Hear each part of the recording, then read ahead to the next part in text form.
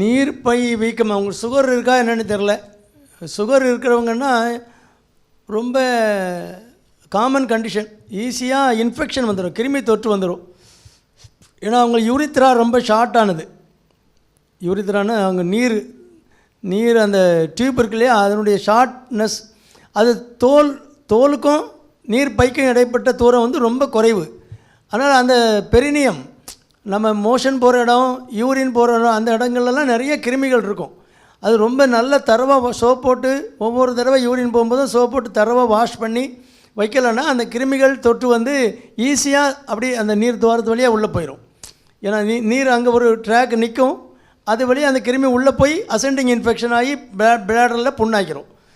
புண்பட்ட நீர் பை வந்து திக்காக இருக்கும். அது வீக்கம் இருக்குதுன்னு சொல்கிறது வந்து இன்ஃபெக்ஷன் இருக்குன்னு அர்த்தம், கிருமி தொற்று இருக்குன்னு அர்த்தம்.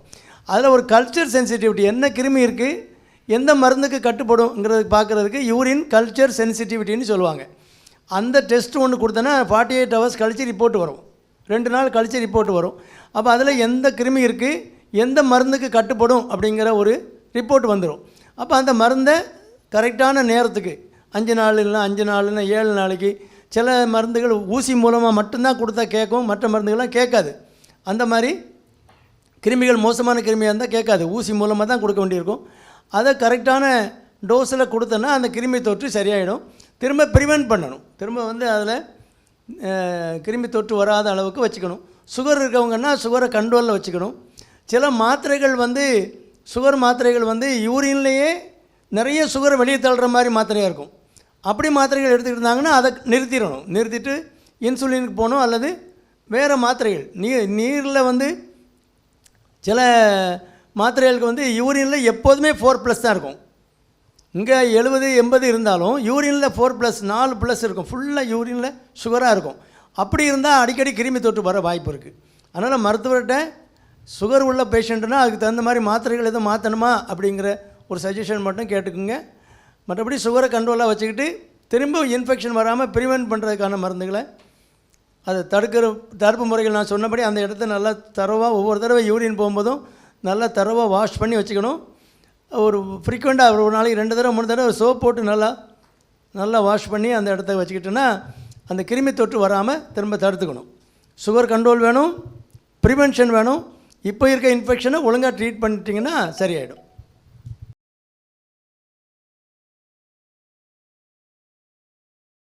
கழுத்து வலி தலையணையை ரொம்ப உயரமாக வச்சு படுத்தா வரும். ஏன்னா அது ஃப்ளாட்டாக இருந்தால் தலையும் உடலும் ஒரே லெவலில் வரும். இல்லைனா இதில் வந்து பெண்ட் ஆகுதுல்ல, கழுத்து வந்து எப்படி பெண்ட் ஆகுது, அப்படிங்கும்போது அதுக்கு அந்த கழுத்து நரம்புகள்லாம், கைக்குள்ள நரம்புகள்லாம் அதுக்கு கூட தான் வருது. சர்வைக்கல் வெர்டிபிரா இருக்கு இல்லையா, கழுத்தில் 7 வெர்டிபிரா இருக்குது. அதுக்கு ஊடால இன்டர் வெர்டிபிரல் டிஸ்க் இருக்குது, அதில் அந்த ஃபுராமன் இருக்குது, சின்ன துவாரம் இருக்குது, அது வழியாக தான் அந்த நரம்புகள்லாம் வருது. அப்போ இது பெண்ட் ஆகும்போது அதில் இரிட்டேஷன் வரும், கழுத்து பக்கம் வலி வரும். அந்த நர்வ் ரூட் எங்கெல்லாம் சப்ளை ஆகுதோ அங்கெல்லாம் வலி வரும். பொதுவாக இந்த ஷோல்டரில் இங்கே மேலே இதில் வரும் வலி வரும், அந்த நரம்பு அழுத்துச்சுன்னா வரும். அதனால் பொதுவாக பெரிய தலையணை வைக்கக்கூடாது, சின்ன தலையணை வச்சுக்கணும், இல்லைனா தலையணை இல்லாமல் படுக்கணும். அது ஒரு பாயிண்ட்டு. 2வது, கழுத்தை இப்படியே ஸ்டிஃபாக வச்சுக்கிட்டே இருந்து வேலை பார்த்தாலும் வரும். அது என்ன பண்ணணும், கொஞ்சம் நேரத்துக்கு ஒருக்கா அப்படி ஒரு அரை மணி நேரம் ஆகிட்டுனா இப்படியே உட்காந்து வேலை பார்க்குறவங்க, இதெல்லாம் சிஸ்டத்துலலாம் வேலை பார்க்குறவங்க கொஞ்சம் நேரத்துக்கு ஒருக்கா அப்படி இந்த பக்கம் கொண்டு போய் அப்படி பையன் இந்த சைடு அந்த சைடு 4 பக்கமும் அப்படி கொஞ்சம் ஃப்ரீ பண்ணி அந்த மசிலை, அந்த ஸ்டிஃப்னஸை குறைக்கிற மாதிரி மசிலுக்கெல்லாம் சின்ன எக்ஸசைஸ் கொடுக்கலாம்.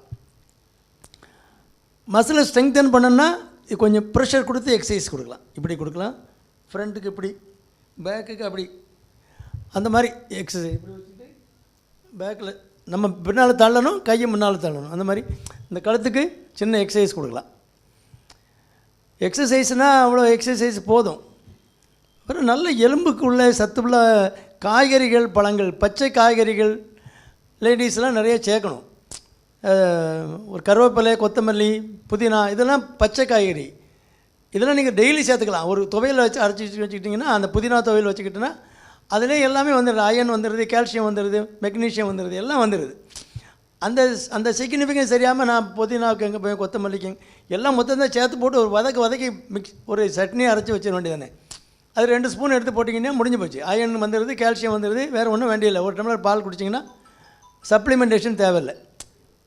ரொம்ப ஸ்டிப்பாக ஒரே பொசிஷனில் வைக்காமல் அப்படி கொஞ்சம் சின்ன சின்ன எக்ஸசைஸ் பண்ணால் போதும்.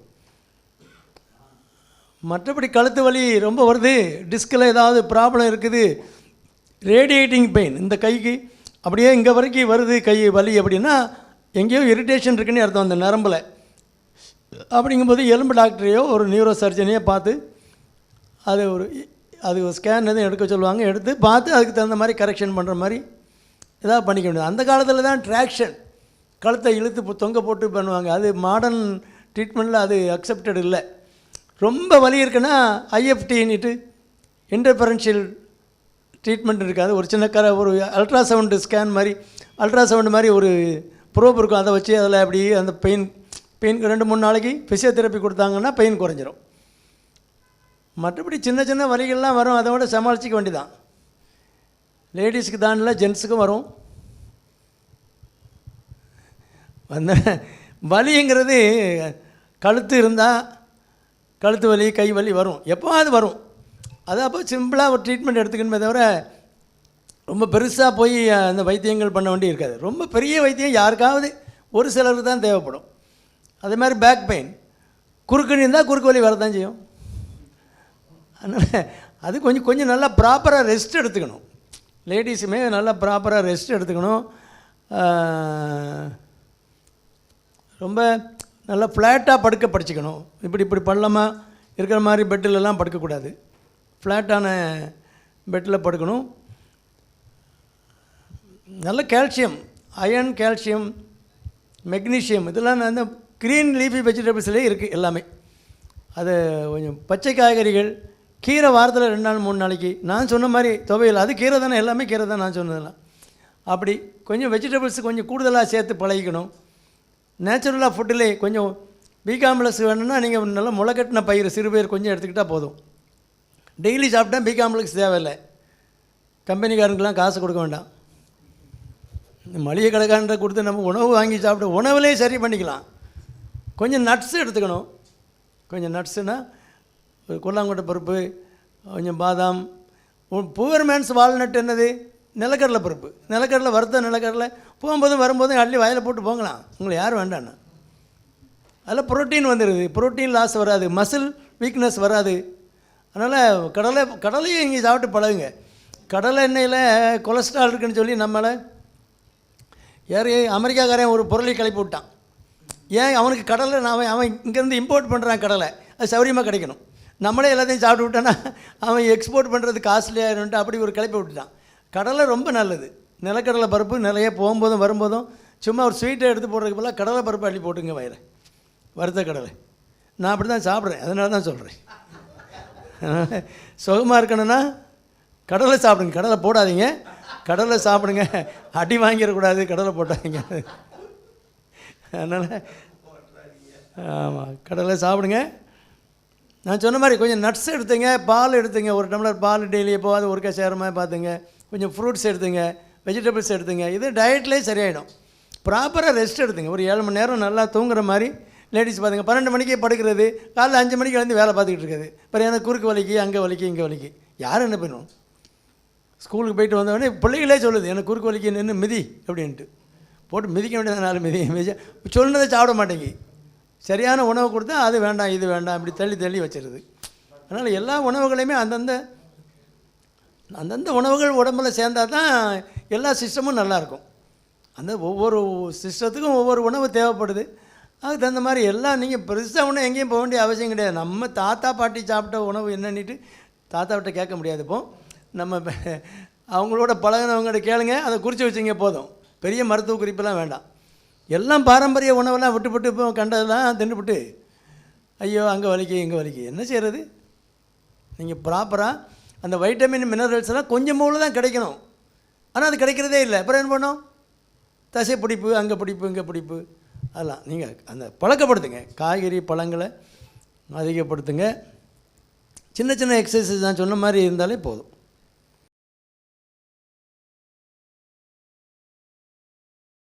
66 வயசில் ஹார்டான வேலைகள் நீங்கள் பழக்கமான வேலையாக இருந்தால் செய்யலாம். புதுசாக அந்த மாதிரி ஹார்டான வேலையெல்லாம் செய்யக்கூடாதுல்ல. வண்டி பழைய வண்டி, ஓட்ட வண்டியை வச்சுக்கிட்டு தான் அலையிறோம். 60க்கு மேலேனாலே 65 ஆகிட்டனாலே அது கொஞ்சம் கஷ்டமான வேலைகள். உங்களுக்கு சுகர் இருக்காங்கிறது எனக்கு தெரியல.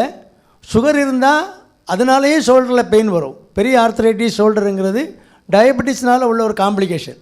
சுகர் கண்ட்ரோல் இல்லாமல் உங்களுக்கு 200க்கு மேலே எப்போதும் இருக்குன்னா கண்டிப்பாக ஷோல்டரில் பெயின் வரும்.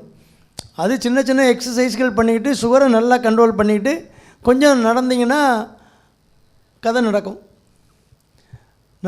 நடந்தால் தான் சர்க்கரை கட்டுப்பாட்டுக்குள்ளே வரும். சுகர் இருக்குன்னு நினைக்கிறேன். 65 வயசுனா சுகர் இருக்கிறதுக்கு வாய்ப்பு இருக்குது.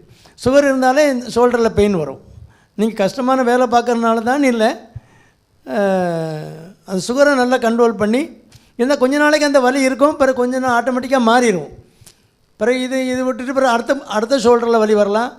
இதெல்லாமே கொஞ்ச நாள் கொஞ்சம் சின்ன சின்ன பயிற்சிகள் கொடுத்துக்கிட்டு இருந்தாலே போதும், அது தன்னால் சரியாயிடும். நல்லா டயபெட்டிக் கண்ட்ரோல் முக்கியம். நல்ல வெஜிடபிள்ஸை கூட்டுங்க, நல்லா வாக்கிங் போங்க, முடிஞ்ச மட்டும் நடங்க. 65 வயசில் அவங்க நல்லா வாக்கிங் போங்க, வேகமாக நடங்கலாம் சொல்லலை. முடிஞ்ச மட்டும் ஒரு அரை மணி நேரம் வாக்கிங் போங்க. டயபெட்டிஸை நல்லா கண்ட்ரோல் பண்ணுங்கள். அது ஒன்றும் இல்லை. உங்களுக்கு எப்போதுமே நீங்கள் நடக்கும்போது இடது ஷோல்டரில் பெயின் அதிகமாகுது அப்படின்னா கார்டியாலஜிஸ்ட்டை பாருங்கள், இருதய டாக்டரை பார்க்கணும்.